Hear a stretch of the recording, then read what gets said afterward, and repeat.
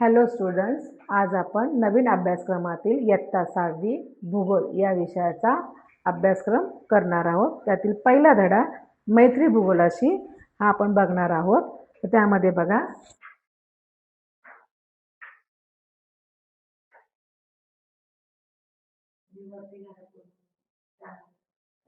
हा भूगोल इयत्ता 6वी त्यातील पहिला धडा मैत्री भूगोलाशी. त्यात त्यांनी सांगितलेलं आहे सर्वसमावेशक आहे हा भूगोल विषय, भरून उरला आहे त्यात विश्वाचा आशय, म्हणजे ज्यामध्ये सर्व गोष्टींचा समावेश होतो असा. काय सांगितलं? सर्वसमावेशक म्हणजे काय? ज्या गोष्टींमध्ये सर्व गोष्टींचा समावेश होतो असा. आणि भरून उरला आहे त्यात विश्वाचा आशय म्हणजे संपूर्ण जगाचा अर्थ त्यामध्ये सामावलेला आहे. त्याला म्हणतात भरून उरला आहे त्या विश्वाचा आशय. आता त्यांनी काय सांगितलंय? अंतराळात तुम्हाला जाण्याची संधी मिळाल्यास तुम्ही निरीक्षणातून कोणत्या गोष्टीचा अभ्यास कराल? तर आपण निरीक्षण, अंतराळ म्हणजे काय? आकाशात वरती आपण गेल्यावर आपण तिकडनं खाली बघितल्यावर आपल्याला काय दिसणार आहे? तर आपण पृथ्वीचे विहंगम दृश्य बघणार आहोत. काय बघणार आहोत? विहंगम म्हणजे पृथ्वी कशी दिसते वरून बघणार आहोत. आणि तिचं शून्य गुरुत्वाकर्षण बघणार आहोत आणि वातावरणाचे स्तर बघणार आहोत. बरोबर आहे. नंतर भूगोलाच्या अभ्यासाची व्याप्ती व विचार, भूगोलाच्या अभ्यासाची व्याप्ती आणि व विचार याबाबत तुमचे मत मांडा. तर तुम्ही काय मांडणार आहेत? नकाशा केवळ नकाशावर तुम्ही त्याचं मांडणी करणार आहात का? किंवा जमिनीपुरता मर्यादित नाही. भूगोल हा अभ्यास काय नकाशा किंवा जमिनीपुरता त्याचा अभ्यास महत्वाचा नाही. तर आपण त्यामध्ये काय करणार आहोत? हवामान, सागरशास्त्र, खगोलशास्त्र या सगळ्या गोष्टींचा अभ्यास आपण भूगोलाच्या अभ्यासाची व्याप्तीमध्ये पाहणार आहोत.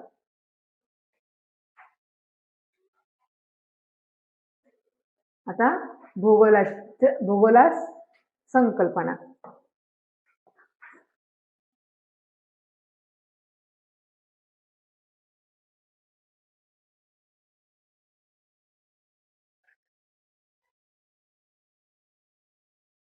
भूगोल संकल्पना. आता आपण काय शिकणार आहोत? धडा पहिला भूगोल संकल्पना.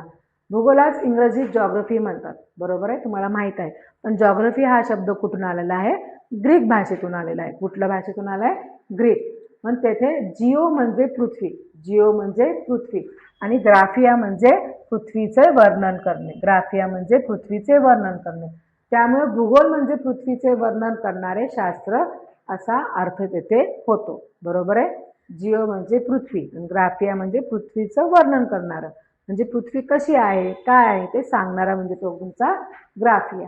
त्याला आपण भूगोल म्हणजे पृथ्वीचे वर्णन. बघा, पृथ्वीवर नैसर्गिक मानवी घटकांचे वर्णन आणि त्यांचे परस्परावलंबन जाणून घेणे यांचा अभ्यास भूगोलामध्ये केला जातो. त्याला आपण प्राकृतिक भूगोल व मानवी भूगोल या भूगोल अभ्यासाच्या दोन मुख्य शाखा आहेत. बघा, त्यांनी काय सांगितलं? परत वाचते मी. पृथ्वीवरील नैसर्गिक व मानवी घटकांचे वर्णन, पृथ्वीवरील नैसर्गिक मुळे आणि मानवी घटकांचे यांचे दोघांचे परस्परावलंबन जाणून घेणे याचा अभ्यास कुठे करणार आहोत? भूगोलामध्ये करणार आहोत. त्यामुळे त्यांचे दोन शाखा आहेत, म्हणजे त्यांचे दोन भाग आहेत. कुठले? एक प्राकृतिक भूगोल आणि एक मानवी भूगोल. बरोबर आहे. अभ्यासाच्या व्याप्तीमुळे भूगोलाच्या विविध उपशाखा निर्माण झालेल्या आहेत. अभ्यासाच्या व्याप्तीमुळे किती शाखा निर्माण झालेल्या आहेत? विविध शाखा निर्माण झालेल्या आहेत. बरोबर आहे. नंतर त्यांनी काय सांगितले? भूगोल अभ्यासाचे स्तोत्र. नंतर त्यांनी काय सांगितले? भूगोल अभ्यासाचे स्तोत्र. भूगोल विषयात प्राकृतिक व मानवी घटक या बरोबर यांच्यातील परस्परांचा अभ्यास केला जातो. भूगोल विषयात काय केलं जातं? प्राकृतिक म्हणजे निसर्गाचं आणि त्याबद्दल मानवी घटक या दोघांचा अभ्यास, परस्परांचा अभ्यास आपण भूगोलामध्ये केला जातो. हा अभ्यास वैज्ञानिक दृष्टीने करण्यासाठी माहितीचे स्तोत्र महत्वाचे ठरतात. हा अभ्यास करण्यासाठी आपल्याला काय महत्वाचे ठरतात?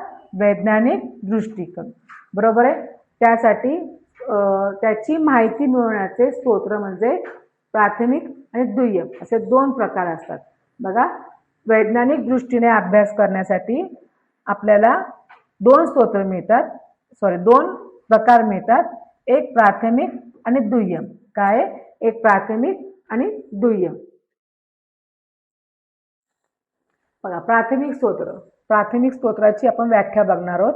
भूगोल अभ्यासातील प्राथमिक स्तोत्र म्हणजे अशी माहिती की जी प्रत्यक्ष निरीक्षणातून, मोजमापातून किंवा नोंदीतून मिळवली जाते. प्रत्यक्ष निरीक्षणातून, ह्याचा महत्वाचा शब्द आहे हा, प्रत्यक्ष निरीक्षणातून.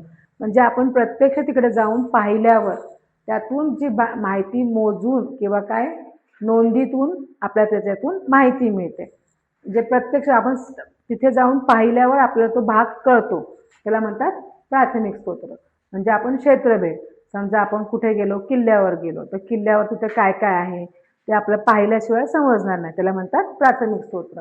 किंवा मुलाखत म्हणजे काय, तुम्ही कुठे कंपनीत गेला आहात तर ते कंपनी कधी ओपन झाली आहे, कधी निर्माण झालेली आहे, किंवा त्या कंपनीत किती कामगार काम करत आहेत आणि तिथे काय काय तयार होतं, म्हणजे प्रोडक्शन काय तयार होतं, हे सगळं माहिती तुम्ही प्रत्यक्षात तिकडे जाऊन त्यांची मुलाखत घेतल्याशिवाय तुम्हाला समजत नाही.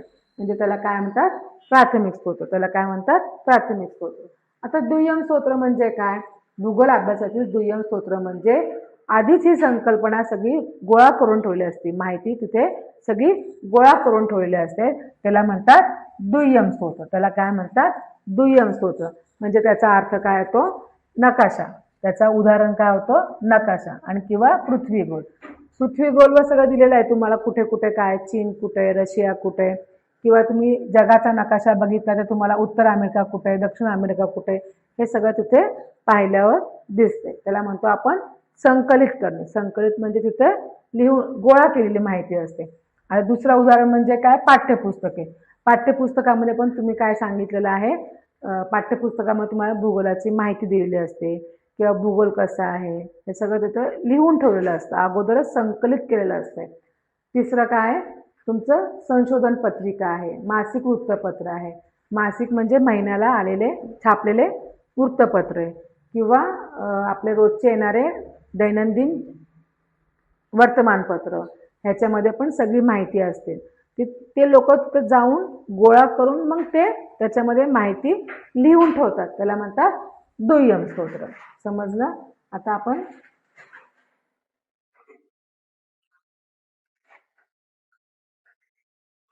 यात आपण काय काय बघितलेलं आहे? प्राथमिक स्तोत्र बघितलेलं आहे आणि दुय्यम स्तोत्र बघितलंय.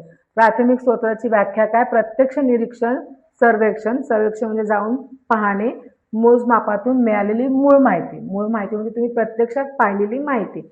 दुय्यम स्तोत्र म्हणजे आधीच संकलित म्हणजे आधीच गोळा करून ठेवलेली असते आणि त्याला काय म्हणतात? दुय्यम स्तोत्र.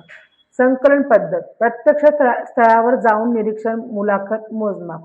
प्राथमिक स्तोत्रामध्ये संकलन पद्धत म्हणजे काय? तुम्ही प्रत्यक्ष तिकडे जाऊन पाहून तिथं काय काय झालेलं आहे तिथे तुम्हाला माहिती मिळते, त्याला म्हणतात प्रत्यक्ष स्थळावर जाऊन निरीक्षण, मुलाखत, मोजमाप, त्याला म्हणतात संकलन पद्धत. दुय्यम स्तोत्रात तसं होत नाही. दुय्यम स्तोत्रात तुम्हाला सगळं अगोदरच लिहून ठेवलेलं असते, ते पाहून तुम्ही त्याच्यावरनं माहिती सांगतात. बरोबर आहे? व्याप्ती स्थळाविशिष्ट मर्यादित क्षेत्रापुरतं असते. माहितीचे स्वरूप आधीच प्रक्रिया केलेली विश्लेषित स्वरूप आहे. खर्च व वेळ, अधिक प्रमाणात ह्याला खर्च लागतो आणि वेळ पण खूप जातो. ह्याच्यामध्ये खर्च पण नाही आणि वेळ पण जात नाही. त्रुटीची संभाव्यता, ह्या त्रुटी म्हणजे काय? चुका होतात तर निरीक्षकाच्या चुका किंवा उपकरणातील त्रुटी. उपकरण म्हणजे जे तुम्ही साहित्य वापरता त्यात की काही चूक निघाले ते चूक होतात. आणि दुय्यम स्तोत्रामध्ये काय होणार आहे? काल्यबाह्य माहिती आणि पूर्वग्रह दूषित दृष्टिकोन. पूर्वग्रह दूषित दृष्टिकोन म्हणजे काय? की तुम्ही तिथे गेल्यावर काहीतरी चूक झालेली आहे आणि ती माहिती तिथं चुकून आलेली आहे. काल्यबाह्य माहिती म्हणजे होऊन गेलेल्याची माहिती, ही कधी कधी चुकीचं पण असतो, त्याच्यात तो चुका निघतात. बरोबर आहे? आता आपण इथे बघू. माहित आहे का तुम्हाला, छत्रपती शिवाजी महाराजांनी भौगोलिक ज्ञानाचा अत्यंत परिणामकारक उपयोग करून आपले स्वराज्य निर्माण केले. त्यात त्यांनी युद्धतंत्र, राज्यकारभार, किल्ल्यांची बांधणी आणि प्रशासन अधिक सक्षम केले. सक्षम म्हणजे काय केलं? मजबूत केलं. सक्षम म्हणजे काय? मजबूत करणे. बरोबर आहे? डोंगरदऱ्याचा अभ्यास करून गनिमी कावा करत शत्रूला जेरीस आणले. गनिमी कावा करणे म्हणजे प्रत्यक्ष शत्रूंच्या पुढे समोर युद्ध न करता लपून किंवा डोंगरावर उभारून किंवा झाडाआड लपून युद्ध करणं, त्याला म्हणतात गनिमी कावा. बरोबर आहे. समुद्र किनाऱ्याचा उपयोग आरमार उभारण्यासाठी केला. शिवाजी महाराजांनीच आरमाराचा उपयोग केलेला आहे.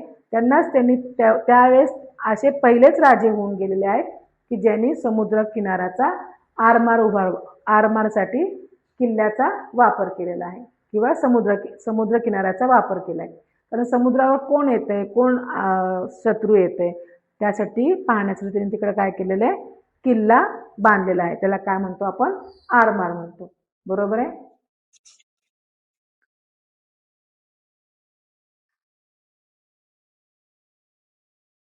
पहा बरे जमते का. भूगोल हा फक्त नकाशे काढण्याचा किंवा देशांची नावे लक्षात ठेवण्याचा विषय नाही. बघा, भूगोल हा फक्त नकाशे आणि देशाची नावे लक्षात ठेवण्याचा हा विषय नाही. ते मानव व पर्यावरण यांच्यातील नाते शिकवणारे शास्त्र आहे. ते मानव आणि पर्यावरण यातील शिकवणारे ते शास्त्र आहे. बघा, ते मानव आणि पर्यावरण हे महत्वाचं आहे.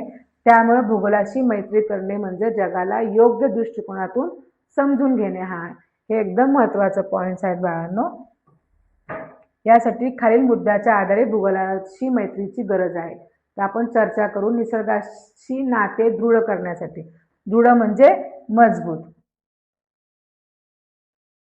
दैनंदिन जीवनातील उपयोगासाठी, मानवी वस्ती व समाज समजण्यासाठी, पर्यावरण रक्षणासाठी, वैज्ञानिक दृष्टिकोन वाढवण्यासाठी, भविष्यातील व्यवसाय संधीसाठी आणि जागतिक दृष्टिकोन विकसित करण्यासाठी आपण भूगोलाचा अभ्यास पाहणार आहोत. चला चर्चा करूया. त्यांनी काय सांगितले, भूगोलाचा अभ्यास हा फक्त शालेय विद्यार्थ्यांसाठीच मर्यादित नसून समाजातील प्रत्येक घटकाला वेगवेगळ्या प्रकारे उपयोगी ठरतो.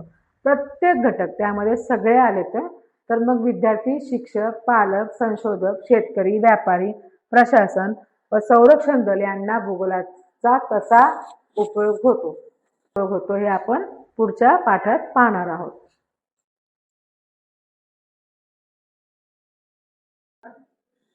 हे स्वाध्याय आपण पुढच्या व्हिडिओमध्ये बघू. त्यासाठी तुम्ही व्हिडिओला लाईक करा, शेअर करा आणि सबस्क्राईब करा.